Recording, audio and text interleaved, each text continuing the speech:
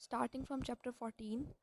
तो चैप्टर 14 में सिर्फ़ और सिर्फ बेसिक्स लिखी हुई हैं, और ये चैप्टर 14 फिरदौस में बहुत ज़्यादा अच्छा लिखा हुआ है। अगर आप वहाँ से करना चाहें तो सब कुछ कवर हो जाता है। अब इसमें बेसिकली ये जितने भी है, ये फंक्शनल पार्ट ऑफ सर्कुलेशन, ये सिंपली सिंपल इनकी बेसिक्स हैं, और ये सिर्फ रीड करना है, और फिरदौस में ही बिल्कुल ठीक लिखा हुआ है।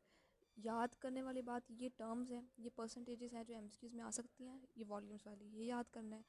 उसके बाद क्रॉस सेक्शनल एरियाज़, ये भी आ सकता है, ये वाले जो है एमसीक्यूज़ में आ सकते हैं, ठीक है।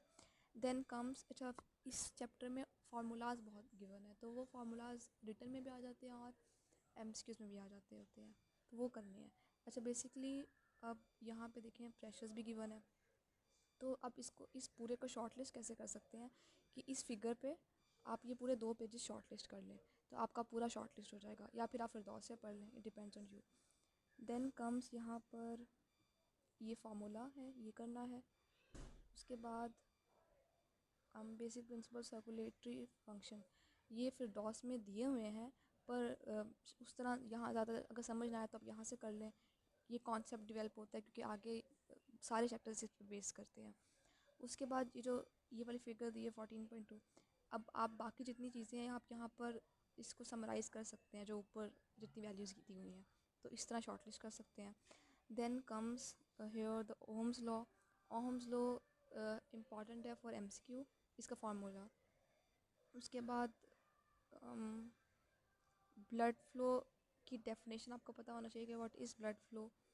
देन ये जो है ना मेथड, ये ब्लू बॉक्स नहीं करना है, ये नहीं आता होता। उसके बाद इसका आप सिर्फ नेम बेशक करना चाहें तो हेडिंग कर लें, लेकिन ये आता नहीं होता। लेमिनर फ़्लो, पैराबोलिक फ़्लो, आपको वही कॉन्सेप्ट पता होना चाहिए। देन कम्स ये टर्बुलेंट फ़्लो भी सेम। अच्छा, यहाँ पे एक टर्म है that is the Reynolds number, तो ये काफ़ी इम्पॉर्टेंट है, और ये एमसीक्यूज़ में आ जाता होता है इसका फार्मूला, तो ये करना है। और उसके बाद रेनॉल्ड्स नंबर भी करना है आपने, और इसके फैक्टर्स भी करने हैं। और अब देखें, इसके इस पूरे को आप शॉर्ट लिस्ट करके सिर्फ इस फार्मूला पे आप सबको शॉर्ट लिस्ट कर सकते हैं, तो इट डिपेंड्स ऑन यू, आप फिर दौर से करें, आप गाइडेंस से ही करें। ब्लड प्रेशर की डेफिनेशन आपको पता होना चाहिए। इसके बाद जो ये ब्लू बॉक्स है, ये आपने नहीं करना।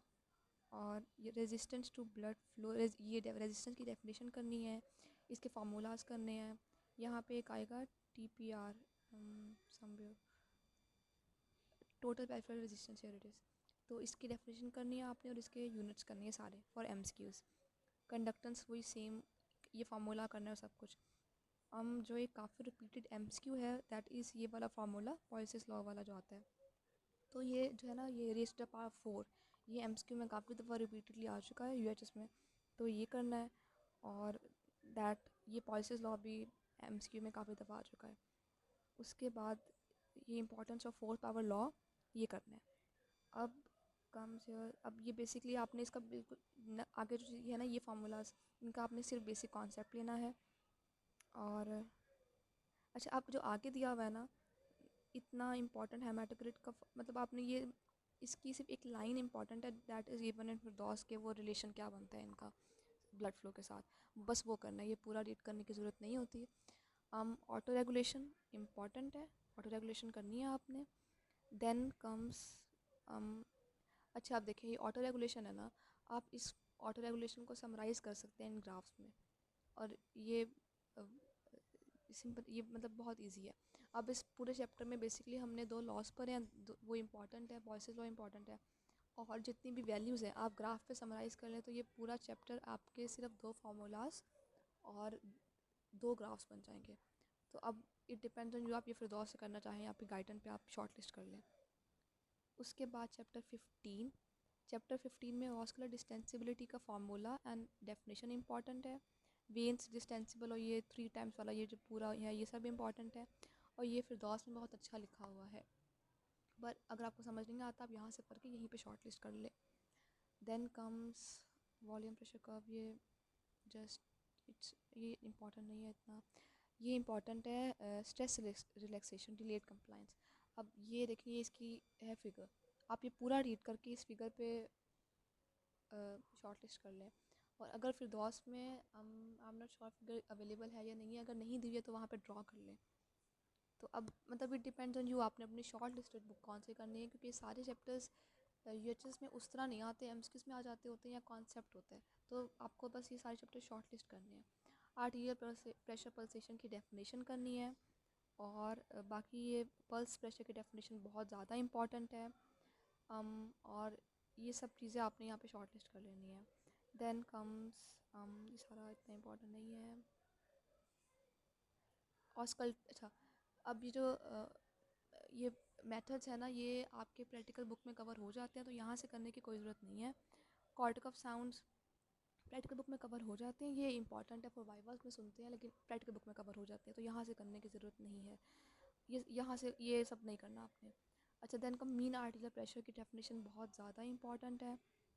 और अच्छा, ये वीनस प्रेशर और ये इसकी डेफिनेशन और वैल्यूज़ इंपॉर्टेंट है, आप वो शॉर्ट लिस्ट करके हाईलाइट कर लें फॉर एमसीक्यूज़ और वाइवा।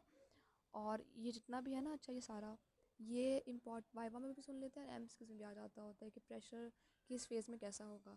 तो ये आप सब एक बार रीड करके आप उसका कॉन्सेप्ट बना लें। ये वाला जो है इफेक्ट ऑफ ग्रेविटेशनल प्रेशर और Venus pressure, that is important. और उसके बाद वीनस पंप इम्पॉर्टेंट है, वेरिकोज वेन्स इम्पॉर्टेंट है, और ये मेथड्स इंपॉर्टेंट आ गई। ये सब, ये कुछ भी इंपॉर्टेंट नहीं है। स्पेशल स्प्लीन का ये फिर दौर से पढ़ लें, यहाँ से कुछ नहीं पढ़ना। अब इस चैप्टर को अगर समराइज़ करें तो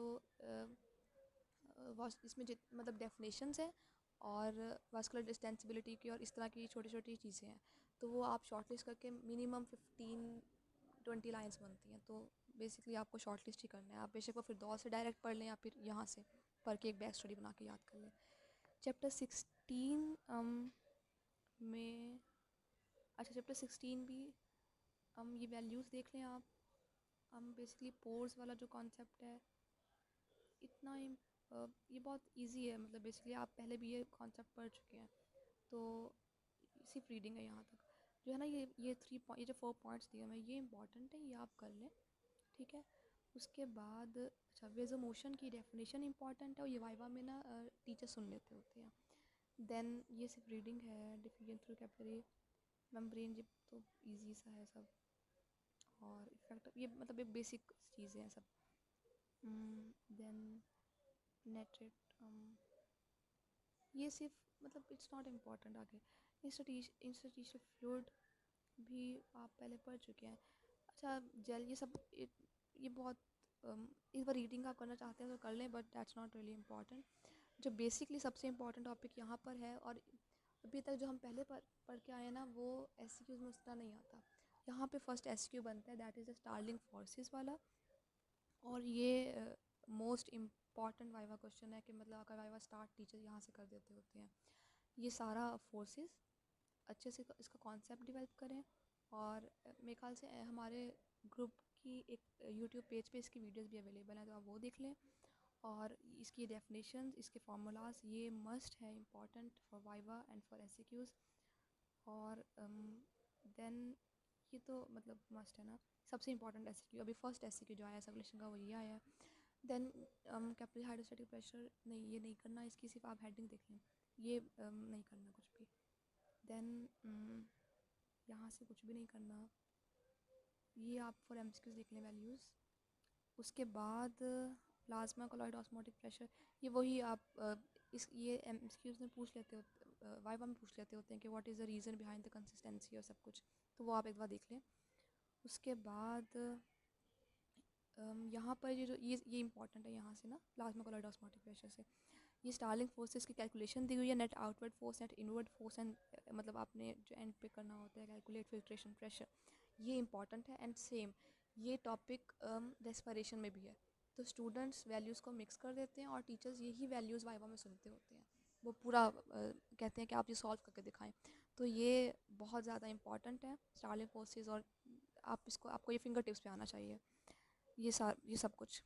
देन कम्स ये सारा कुछ याद करना है आपने, कैपिलरी फिल्ट्रेशन कोएफिशिएंट सब कुछ करना है।